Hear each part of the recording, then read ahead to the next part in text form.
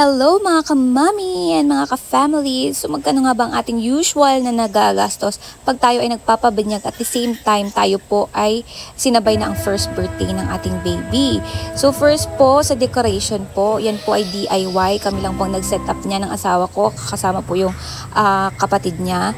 And then sa resort po. Sa decoration naman po, is ang nagastos po namin at dyan is 1,000 to 1,500 po yung nagastos namin. Then yung stand po ng mga gifts or mga pamigay sa mga bata po is nirentahan lang po namin, that's 200 pesos po. And then po yung chair naman po na puti, yun po ay ginawa ng asawa ko kasi nagagawa din po kami ng decoration. So nag-cater kami ng decoration sa birthdays if ever. So meron na po yung bench po na puti. And then yung mga nakatayo na po nag-MC and nag-program is mga kapamilya at kakilala kasama sa church. Kaya na libre na po ang bayad po sa singer at saka sa MC. Ninong din po yung MC. So tipid-tipid. Then next po is sa resort. So yung time kasi ng birthday ng anak ko at binyag at the same time is medyo in demand yung mga resort. Kaya medyo mahal-mahal yung rate. Pag hindi naman in demand po is hindi naman mahal ang resort. Kaya this nung time na to is 12 hours po nung nirenta namin. Medyo malaki po yung space. Indoor po yung open space para sa event. And may swimming pool din po na hot spring. Kaya ang renta po dito is nasa 15K po. At kung hindi ako nagkakamali, nalimutan ko na po kasi late upload po kasi ito. So, ayan po. Sa mga gifts naman po, kung napapansin nyo, nakamakdo po sila ng cups. Kasi dapat sa makdo po siya i-held. Pero nakapag-decision po kami na sa resort na lang since malaki po yung pamilya ng asawa ko. So, ayan po. Yung sa makdo naman po, nakapag-down kami ng 2,500. Unfortunately, hindi po pwedeng i-refund. So, ang pwede lang pong gawin is kuhanin yung mga freebies na kasama sa party package. Kaya, yun po yung 2,500 po yung lahat. So, yun na din po yung pinilagay ko sa mga loot bags po. Yung cake naman po is sponsored po ng Ninang. Pero pag magpapagawa po kay number cake lang po kasi yan number 1 is umaabot po siya ng ranging 500 to 1,500. Pero yan po kasi sponsored by Ninang. So nakatipid din po sa cake.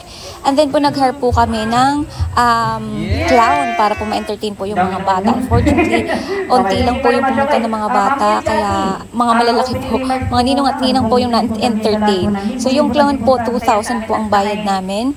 So ayun po, so far yung nagastos. Since ang kasama naman na yung microphone, karaoke sa resort. Then next po is yung pagkain po. Yun po yung sumunod.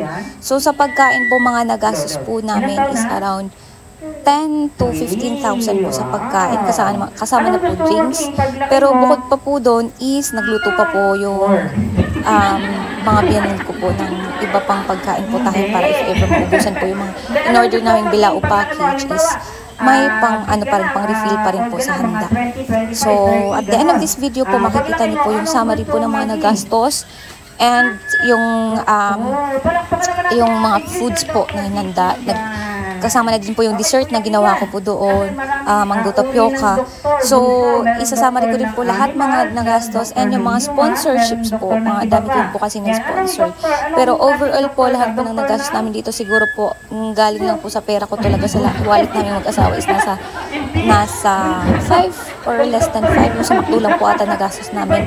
But, yung overall na nagastos bukod sa sponsor is yung mami muna ng asawa ko yung gumastos, yung binan ko muna yung gumastos kasi wala pa kaming pampano, kasi wala po talaga sa plano namin talaga munang magpabinyag kasi nasa stage pa lang po kami mag-asawa na bumabangon sa aming mga utang, ganun, mga debt. Kaya mas yun po yung practical na way of thinking namin na hindi muna magpabinyag, next year lang po sana.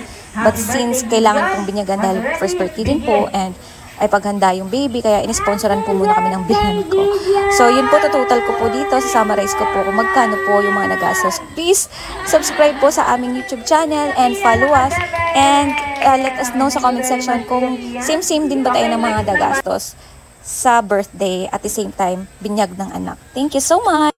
Dagdag ka lang pala, yung napakita ko na mga foods is di ko siya na fully video. May kasama pa yung letter L kasi yung table. So, yung isang straight lang yung na-videohan ko. Baka magtaka kayo, 15,000, tapos yun lang yung pagkain. So, hindi po. isang letter L po yung table na yon. Sobrang dami po ng foods na yon. Hindi ko lang po na-video. Kaya thank you po for watching. Please subscribe. Lots of love, Gideon Matthew.